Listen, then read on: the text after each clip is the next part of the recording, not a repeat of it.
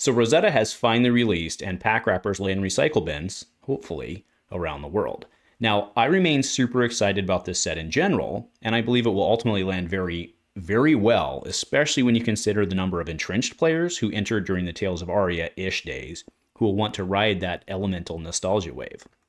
That said, one of the things that I was very much looking forward to was Aurora. But after week 1, I personally am not in a super great spot.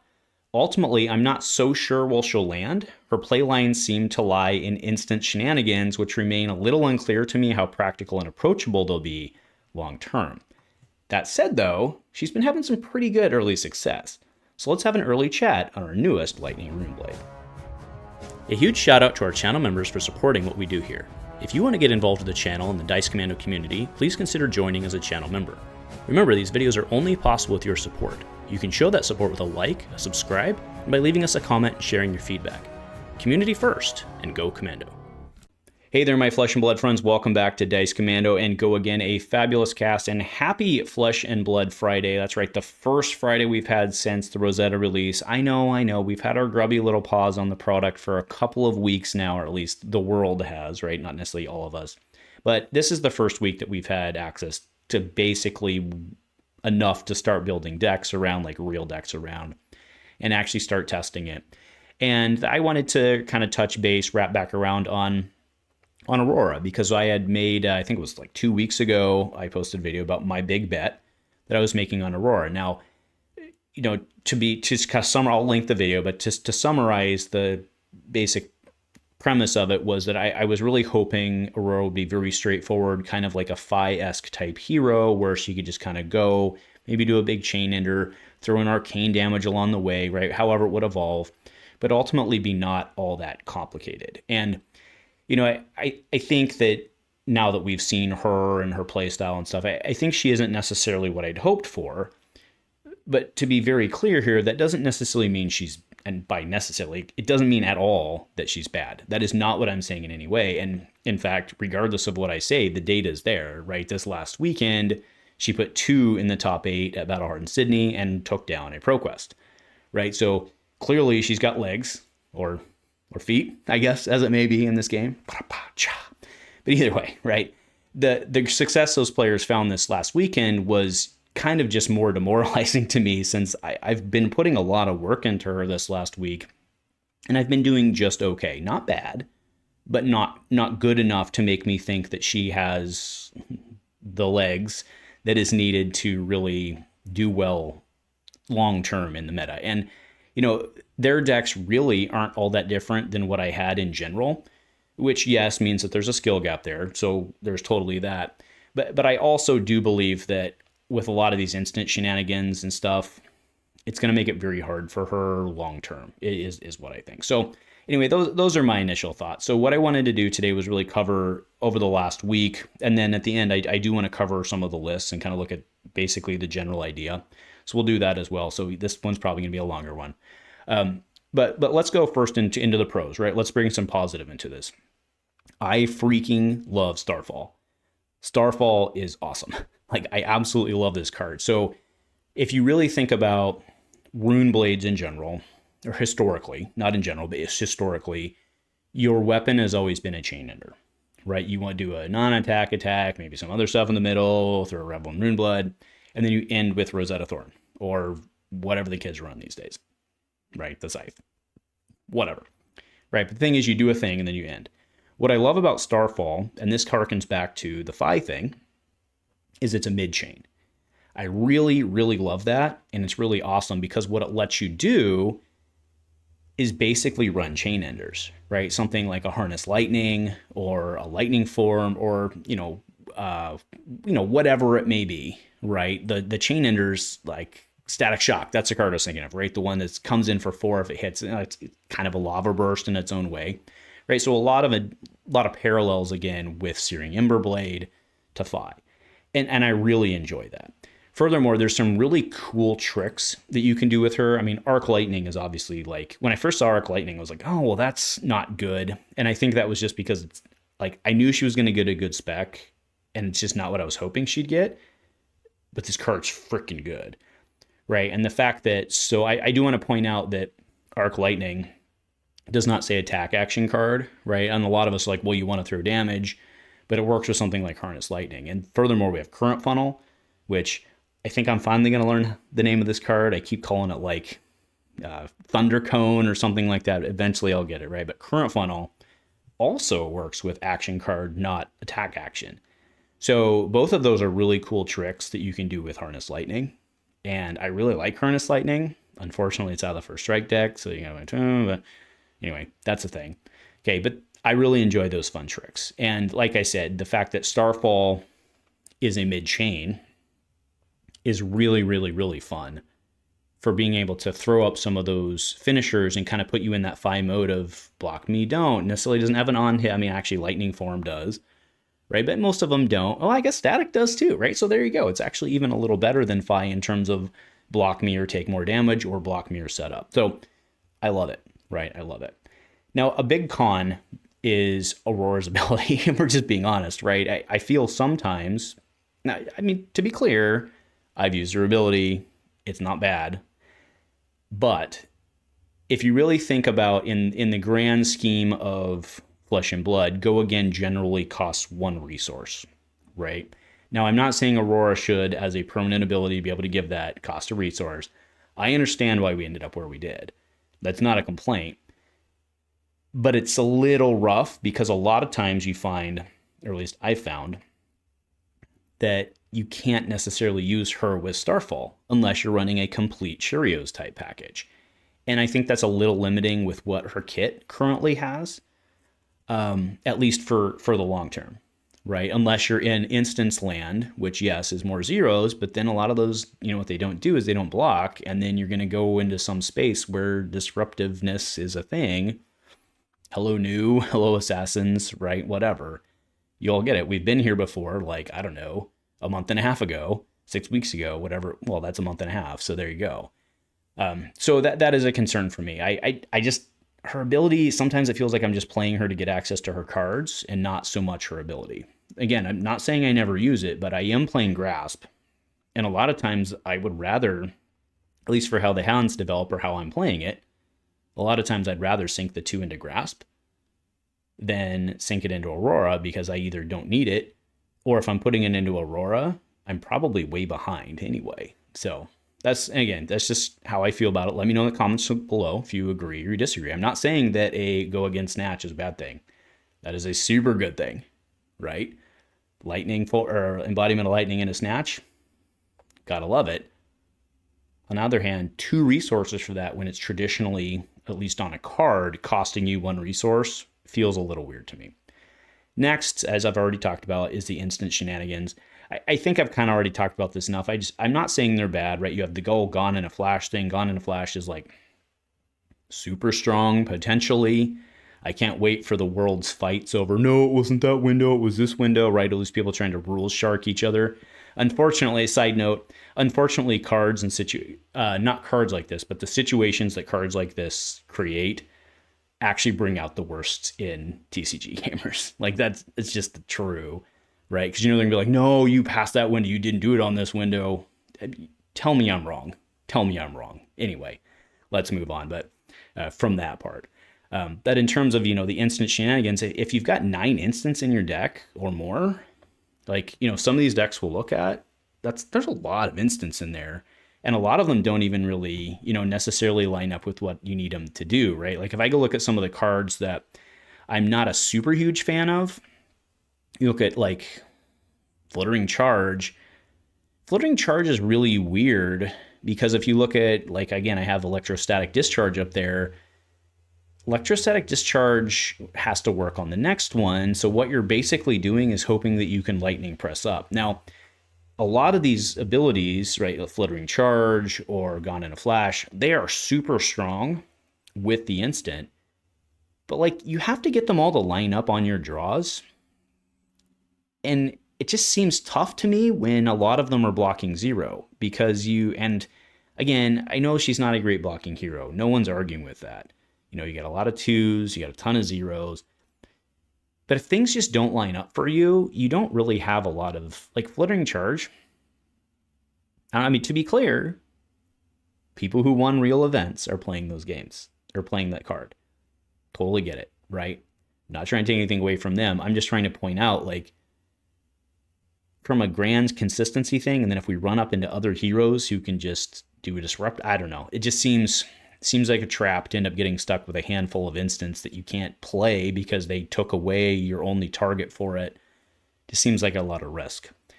And then you get stuck with cards like Second Strike, which is actually my spoiler card. I was originally playing red-blue of this. Actually, my current deck still has red-blue of it in it. The card's just not...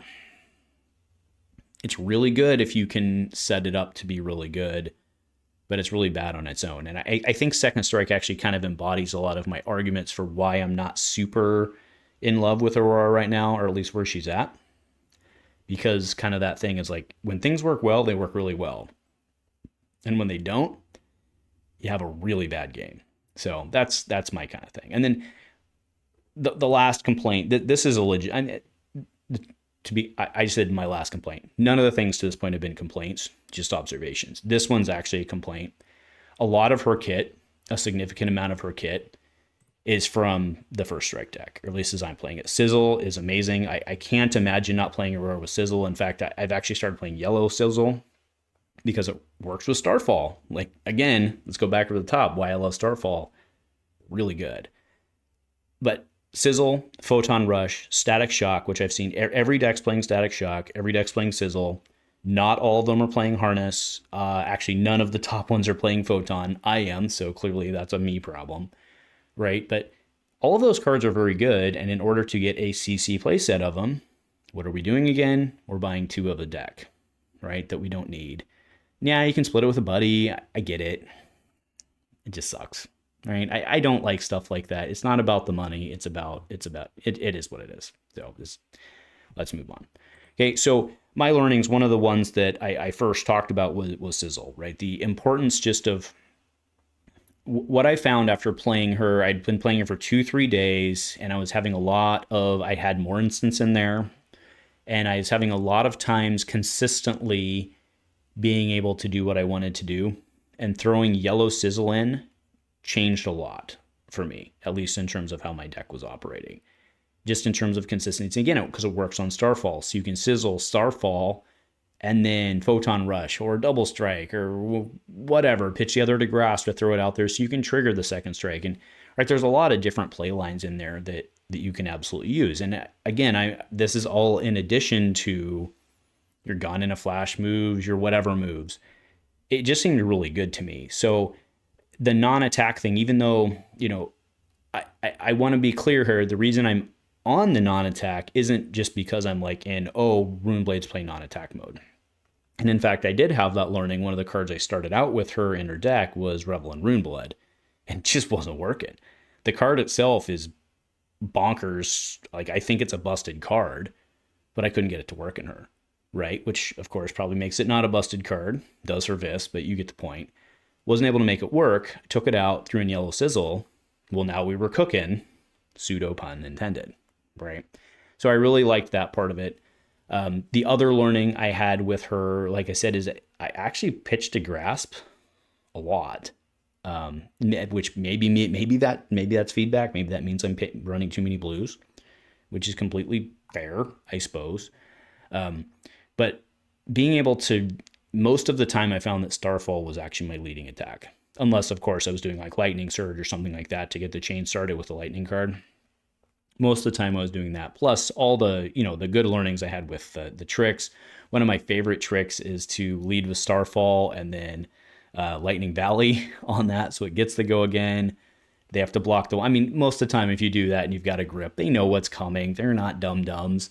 But you still force it, right, on an inefficient attack, which I really love. So I really love that move. There's a lot of like really cool tricks you can do with her. She's a lot of fun to play. Like I said, not exactly what I was necessarily hoping for, but a lot of fun to play. And I think to that point, if I had my wish, she would. I think her kit feels a little incomplete in terms of.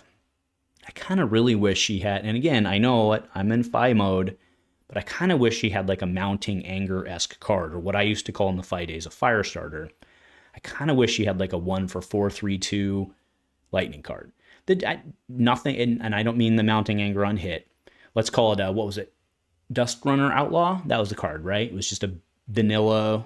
Yeah, it was that one. 1/4/3/2.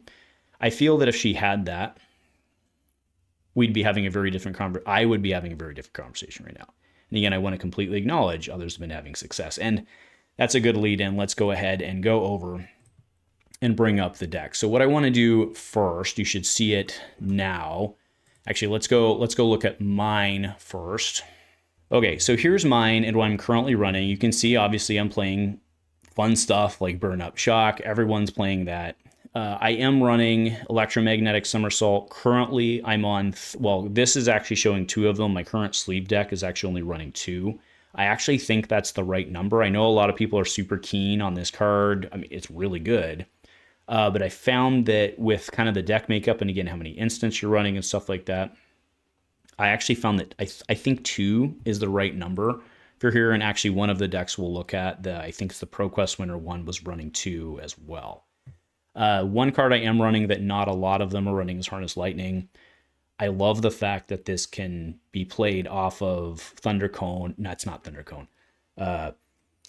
Channel, Thunder Channel.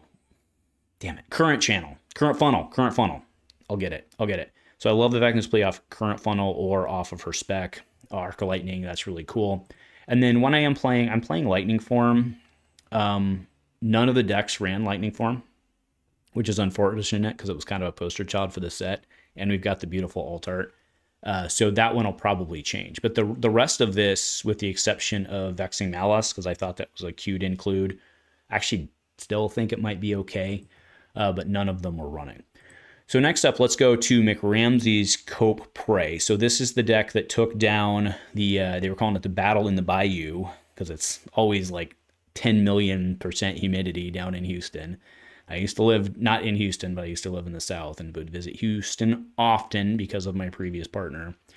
And it'd be sticky down there. So anyway, let's go over and look at what they were running kind of from an overall standpoint. So we're running the same loadout with the exception. They were running Providence. I was running the new helm just because I got it and I wanted to run it and try it.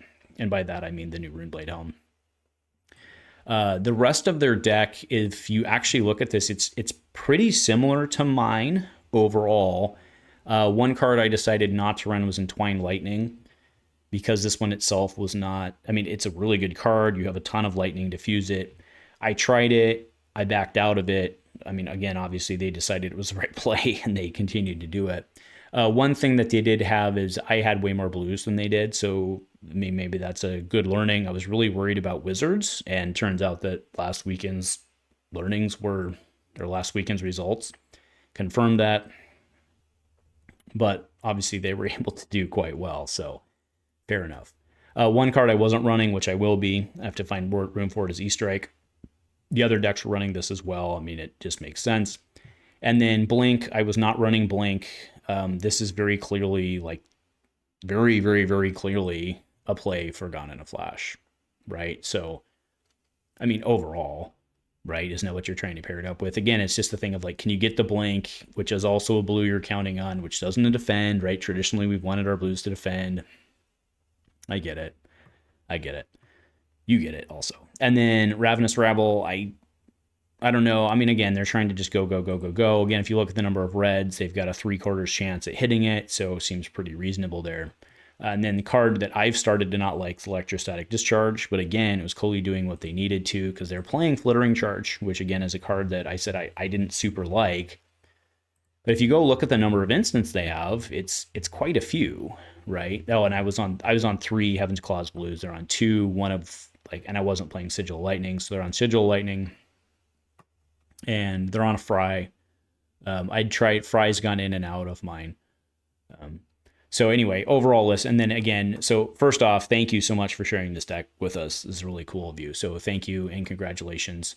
They were playing this as well, which I'm playing. Sigil of Suffering does work. I also want to point out that Sigil of Suffering does work with Lightning Valley if you have it. It's pretty dirty, right? So Dream World, you do this, you Lightning Valley, you defend with 2, and then you Electrostatic, pull them back, and then you have it going into your next, you have Lightning Valley still on the table going to your next turn. It's a thing. That's a thing, right? So Sigil's really awesome. Okay, so let's go to the next one. This one is on the Fab TCG site. So this is Ethan Dominy. He ended up pulling 5th at Sydney. What we see is they're actually running Aether Ironweave, which I think is very interesting.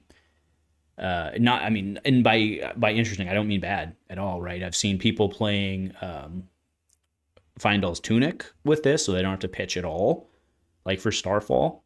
Right? If you have a good turn, you can just go. You can still do Starfall off of the 1. Not a bad idea, right? They're running the Tunic for that point, but they've also got Ironweave for a certain match. And if you go look at the deck, right, we're not going to go down the full list because you all can read. And again, I'll put the links below because it's their IP, right? Not mine.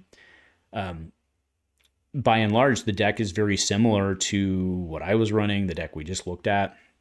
This deck was on the Flicker Wisp combo. I did try that. I didn't super like it because, again, it was kind of in my vein of too many things have to line up, like with my instance I was talking about. In this case, Flicker Wisp with Arc Lightning, you're trying to get it to line up. I didn't super like it, but again, they got 5th at a freaking Battle Hardened at a Calling. So what the hell do I know, right? So again, congratulations, Ethan. Then going over to Tom, who also got top 8. So both the Auroras, the reason they're both 5th, right? Top 8, you get it. Okay, both got knocked out. So this deck is actually extremely similar to mine, except for one thing I absolutely freaking love, because the question I was asking is, why is no one running Shock Charmers? Well, I know why. It's because you're not running a lot of blues, unless you're this crazy guy who's doing both without the Shock Charmers. But if you go up and you look, well, they're running 15 blues. Okay, makes a little more sense for the Shock Charmers. Kind of a cool play. I still think, it's there for them, right? I think they're probably running it more for the Spell Void than they are for anything else, because they're also running Grasp. It makes a lot of sense. Now, this deck, it looks like, is a little more consistent. Okay, if you go look at this, you've got CNCs. We did see that in the previous one as well. But we have CNC, Weakest Link. We also have Sink Belows. Okay, so they're not running Sigil, though, right? Which is Sigil Suffering, which I elected for Sigil over Sync. So did some of the previous ones. I think that's probably the right play, just because the Channel Lightning Valley thing is so, really freaking good.